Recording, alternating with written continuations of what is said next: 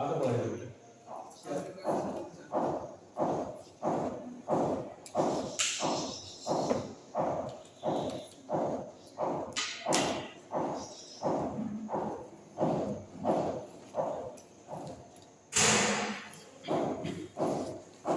चलो हो गया।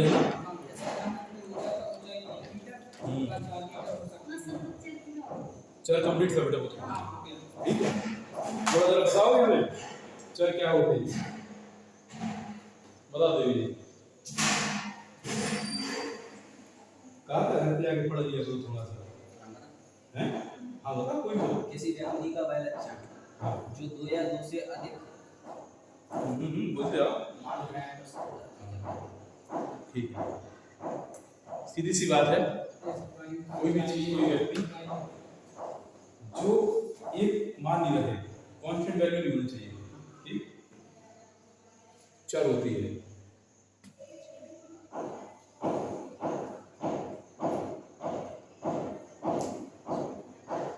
कितने प्रकार के होते हैं चर? दो प्रकार के, सतत और असतत।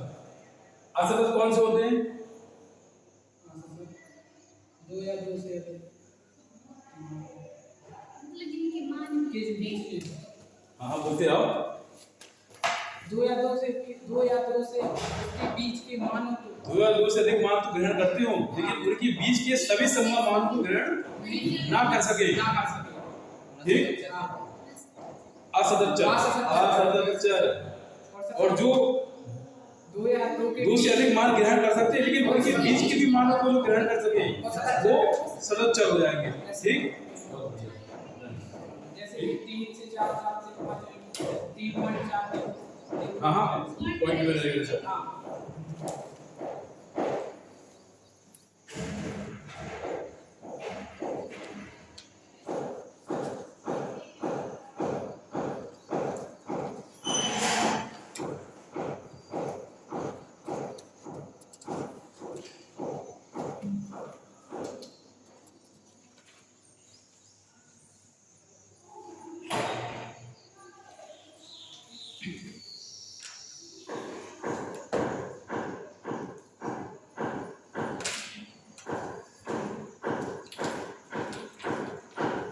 नेक्स्ट टॉपिक बेटा आपका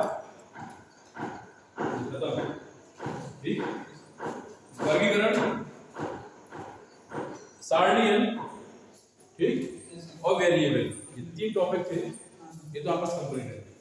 पेपर में आएंगे 2 नंबर क्वेश्चन उठेंगे बेटा तीनों से।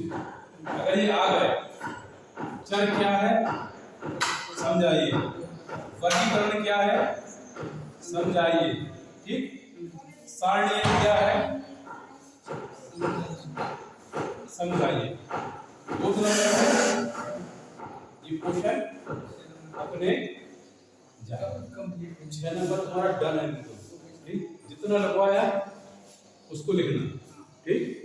और लैंग्वेज भी ऐसी है, टफ नहीं है, नहीं आपने शब्दों में। हाँ बस ठीक है।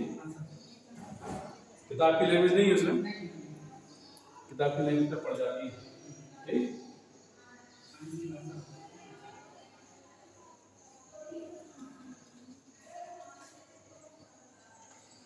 केंद्र प्रवृत्ति की माप, ये टॉपिक है आपका बेटा,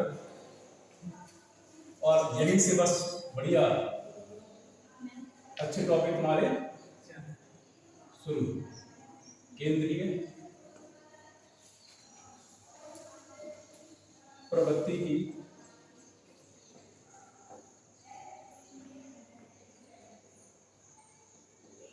माप,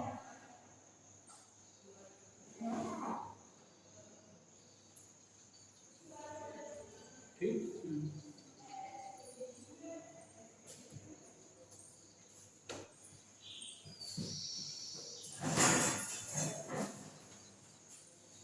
बस यहाँ से तुम्हारे न्यूमेरिकल चालू रहेंगे, ठीक। एंड आगे बेटा इंट्रोडक्शन क्या होता है या परिचय,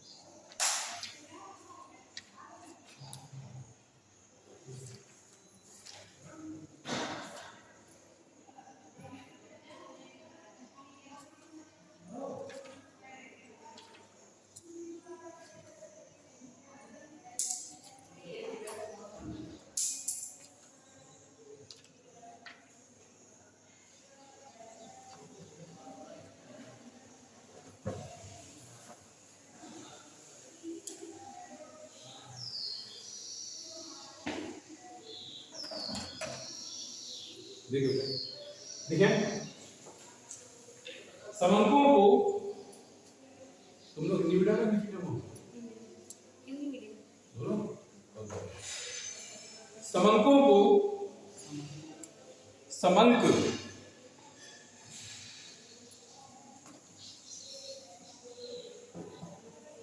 समंक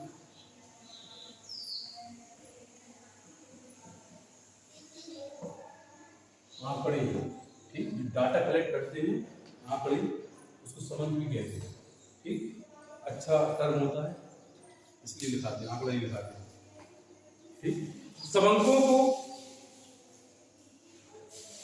संक्षिप्त रूप में प्रदर्शित करने के लिए संक्षिप्त रूप में प्रदर्शित करने के लिए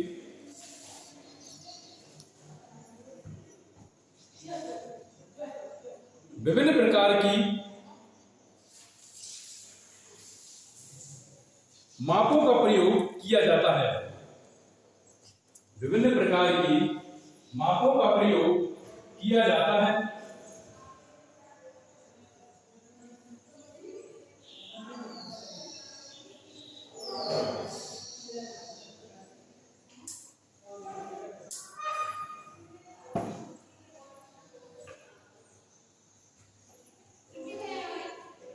सांख्यिकी माप सांख्यिकीय माप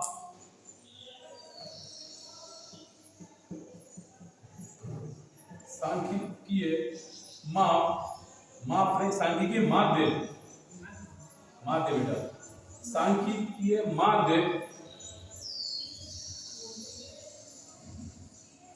इसका एक प्रमुख रूप है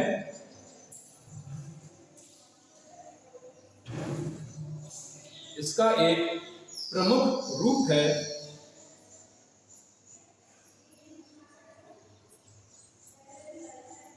लाइन चेक करेंगे ना बेटा किसी बारंबार का बंटन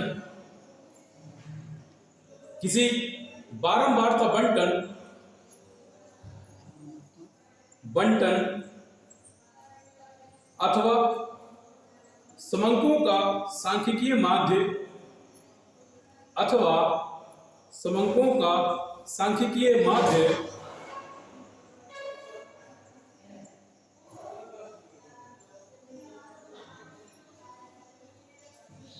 उस बंटन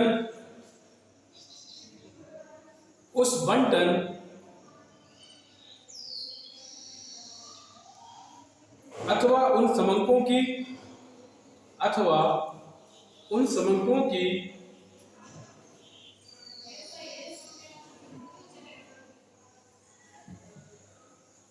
केंद्रीय प्रवृत्ति को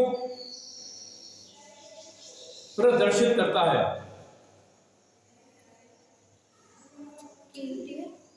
प्रवृत्ति बेटा ये लिखा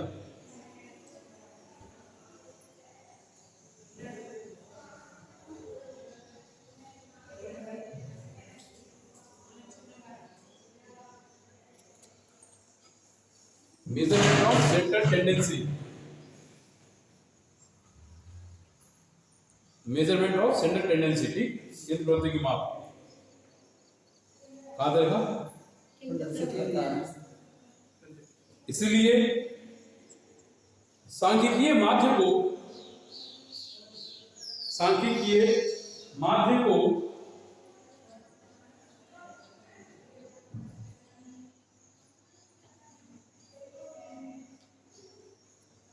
केंद्रीय प्रवृत्ति की माप भी कहते हैं सांख्यिकीय माध्य को केंद्रीय प्रवृत्ति की माप भी कहते हैं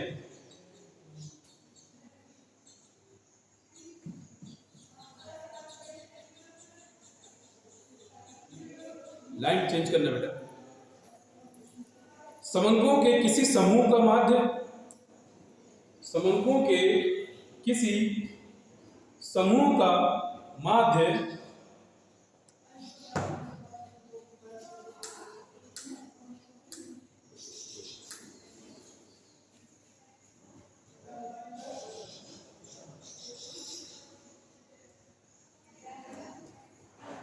उस समूह का या उस समूह को प्रदर्शित करता है।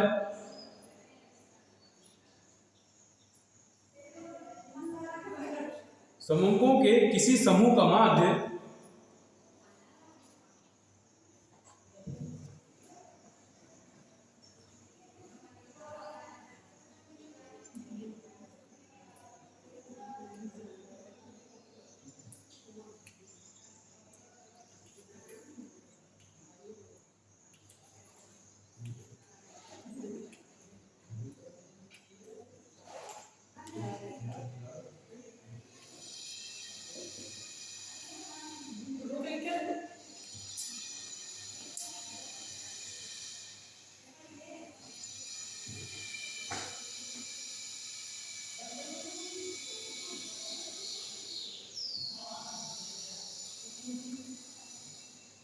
देखना, समूहों के किसी समूह का माध्य उस समूह को प्रदर्शित करता है।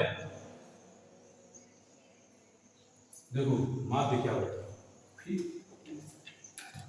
कुछ समय आगे ले लिए 2 3 6 8, ठीक, समूह हो गए, आंकड़े हो गए, ठीक। एक प्रकार का समूह है ये, आंकड़ों का समूह हो गया, समूहों का समूह है। इसका माध्य निकालेंगे, किसी भी चीज का माध्य निकालते हैं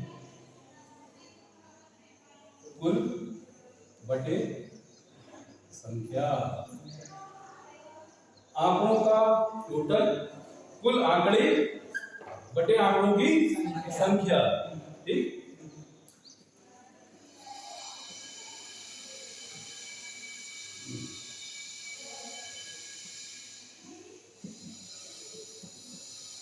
समूहों का योग डिवाइड बाय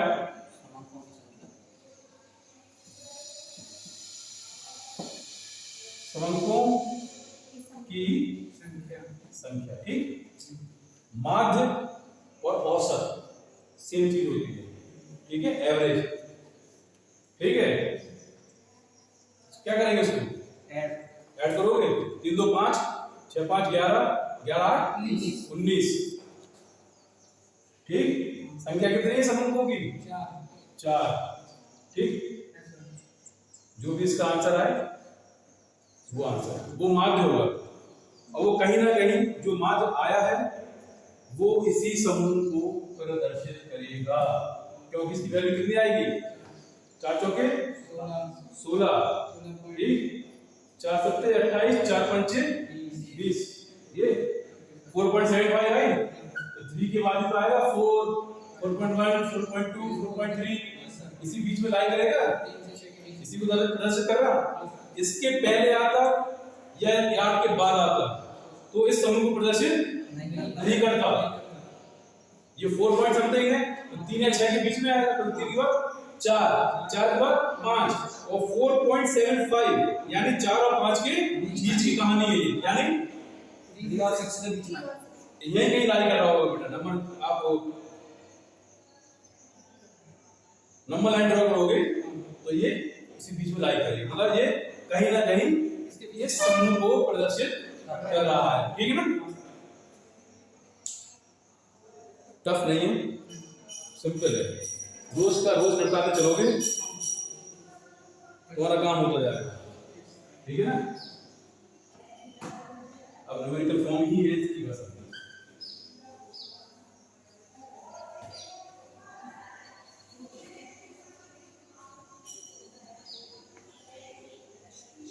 पर्याप्त टाइम इजी करोगे होता जाएगा, इकट्ठा नहीं करना कुछ भी, इकट्ठा करोगे तो फिर डाइजेस्ट नहीं कर पाओगे चीजों को,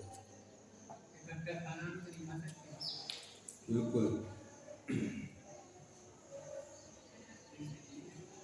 अब है डालो बेटा परिभाषा, ये तो तुम्हारे पास एक इंट्रोडक्शन हो गया, ठीक। सेल्फ टेंडेंसी क्या है, ठीक, माध्य के बारे में थोड़ा सा बता दिया, ठीक है ना। अब इनकी प्रॉपर डेफिनेशन, ठीक है, एग्जाम में अगर आता है तो पहले इंट्रोडक्शन लिखा जाएगा, फिर उसकी डेफिनेशन लिखी जाएगी, फिर जो फॉर्मूले वगैरह उसके अगर हैं तो फिर वो लिखे जाएंगे।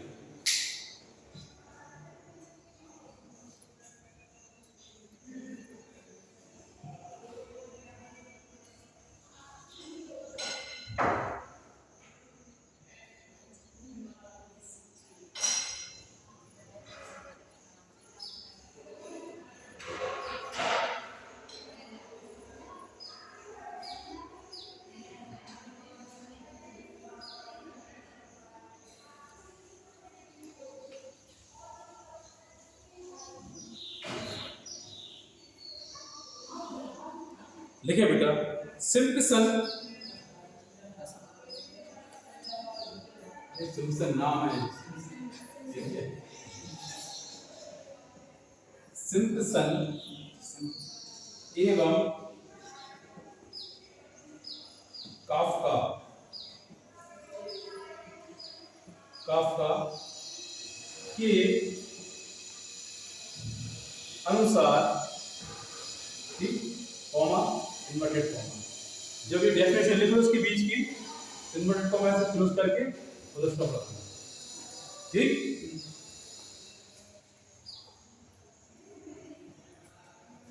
केंद्रीय प्रवृत्ति की माप, केंद्रीय प्रवृत्ति की माप एक ऐसा विशिष्ट मान है, केंद्रीय प्रवृत्ति की माप एक ऐसा विशिष्ट मान है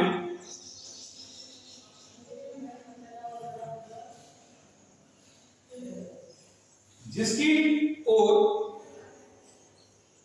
अन्य संख्याएं केंद्रित होती हैं, जिसकी ओर अन्य संख्याएं केंद्रित होती हैं।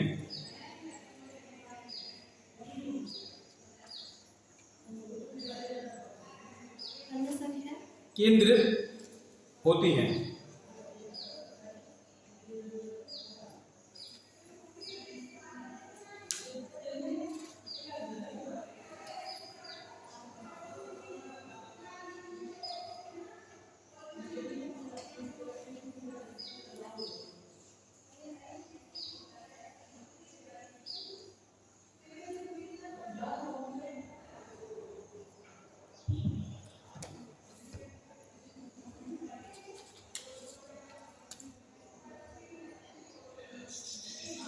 नेक्स्ट लाइन चेंज करना बेटा, इन्वर्टेड कॉमा क्लोज कर देना, ठीक।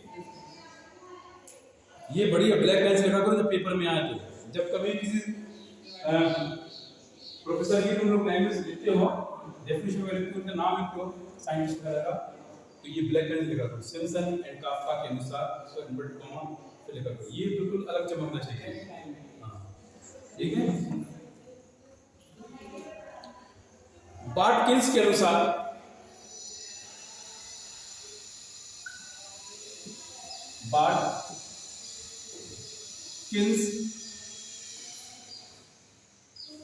बाटकिंस के अनुसार कॉमा इन्वर्टेड कॉमा लिखना बेटा, माध्य एक प्रतिनिधि अंक है, माध्य एक प्रतिनिधि अंक है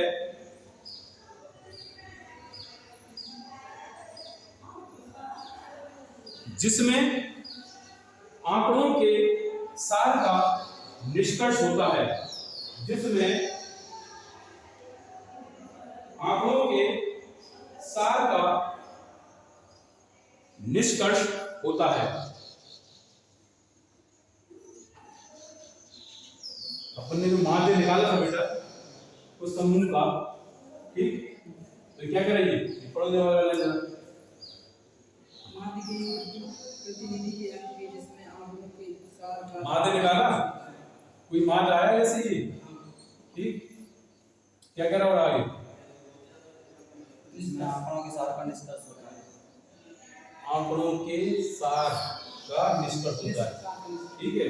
ये निष्कर्ष निकाला है, कहाँ से निकाला, इन्हीं माध्य से, इन्हीं आंकड़ों से, जो माध्य निकला इन आंकड़ों से निकला, कहीं ना कहीं ये माध्य इन आंकड़ों को प्रदर्शित करता है, इनके निष्कर्ष को प्रदर्शित करता है, ठीक है।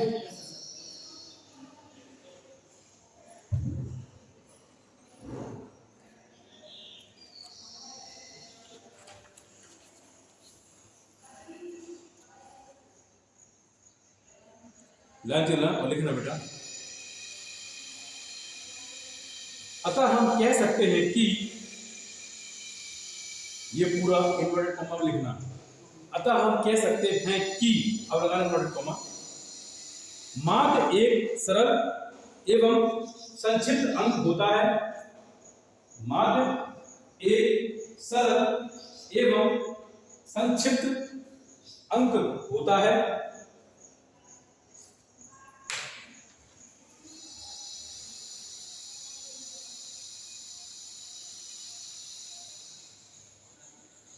जो सांख्यिकीय श्रेणी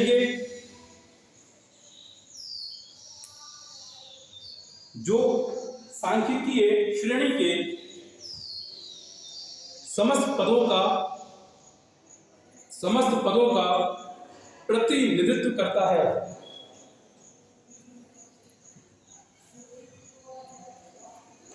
समस्त पदों का प्रतिनिधित्व करता है। इन्वर्टेड कॉमा के रूप में देखो, जितनी भी तुम्हें डेफिनेशन लिखवाई है सबकी चीज कॉमन है। ठीक, माध्य निष्कर्ष है या आंकड़ों के समूह को प्रदर्शित करता है। कहीं ना कहीं जो माध्य है वो आंकड़ों से संबंधित है, उसे ही दर्शा रहा है, उसके निष्कर्ष को दर्शा रहा है। ठीक है, कोई भी डेफिनेशन पढ़ लो, सार सभी का एक ही है, ऐसा नहीं अलग अलग चीज बता रहे हैं कोई। ठीक है, हेडिंग है बेटा आपकी नेक्स्ट आदर्श माध्य के गुण।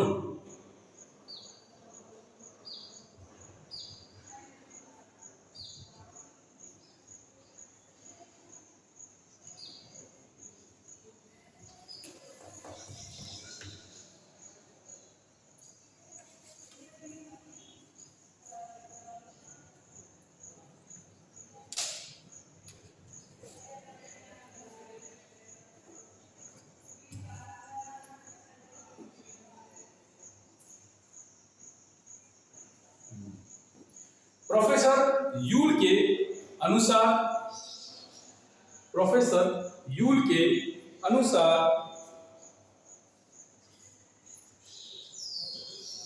एक आदर्श माध्य में निम्नलिखित गुण होने चाहिए।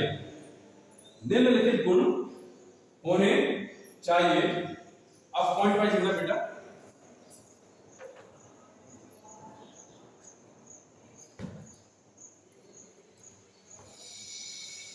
पहला पॉइंट है इसकी परिभाषा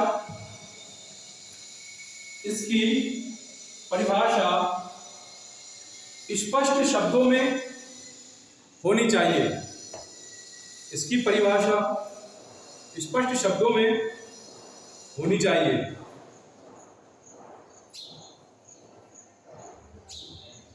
सेकंड पॉइंट है इसकी गणना समस्त पदों पर आधारित होनी चाहिए। इसकी गणना समस्त पदों पर आधारित होनी चाहिए।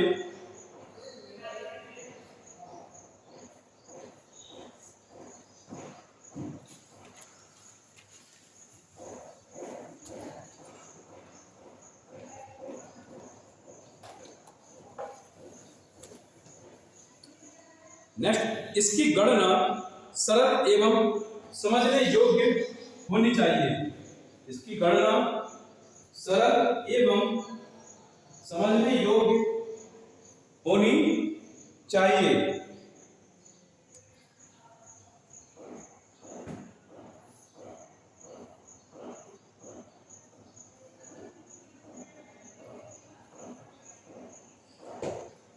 कितने पॉइंट हो गए?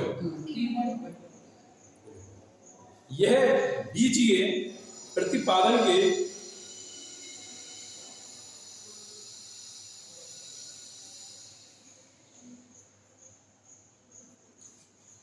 योग्य होना चाहिए।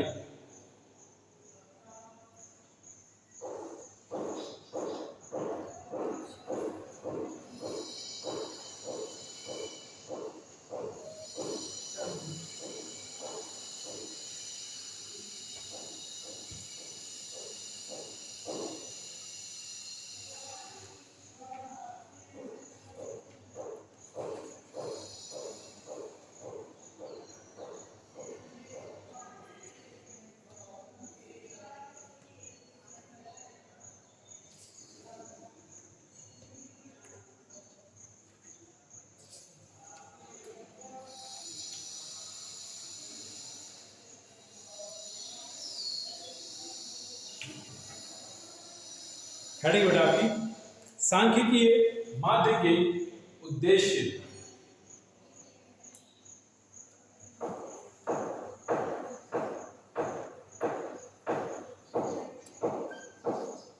सांख्यिकीय माध्य के उद्देश्य।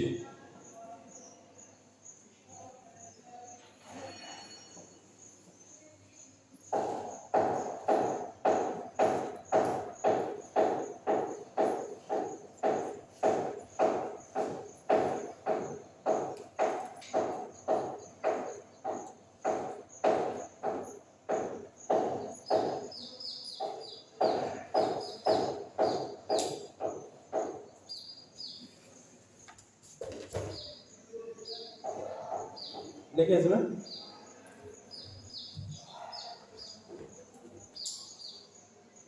सांख्यिकीय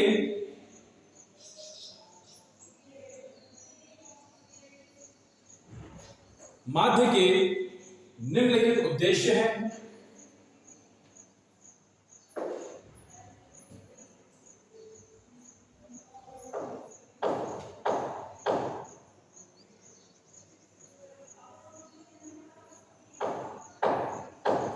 देखिए बेटा पॉइंट वाइज। पहला पॉइंट है जटिल समूह का सरल एवं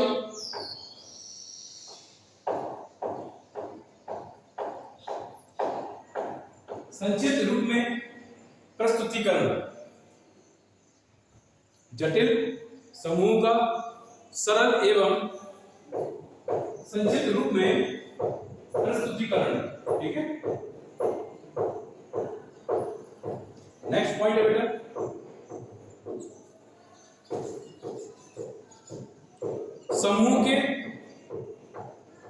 समूह के तुलनात्मक अध्ययन में सहायक होना।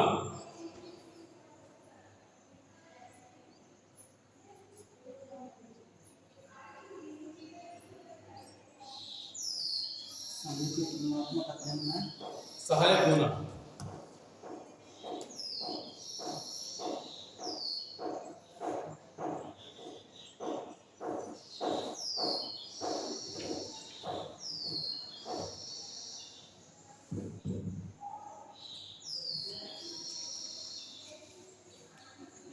नेक्स्ट है बेटा उचित प्रतिनिधित्व करना। उचित प्रतिनिधित्व करना।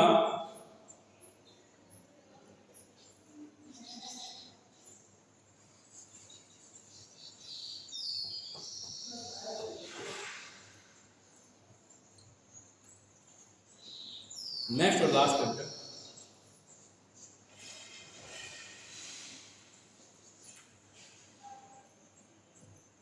सांख्यिकीय विश्लेषण का आधार।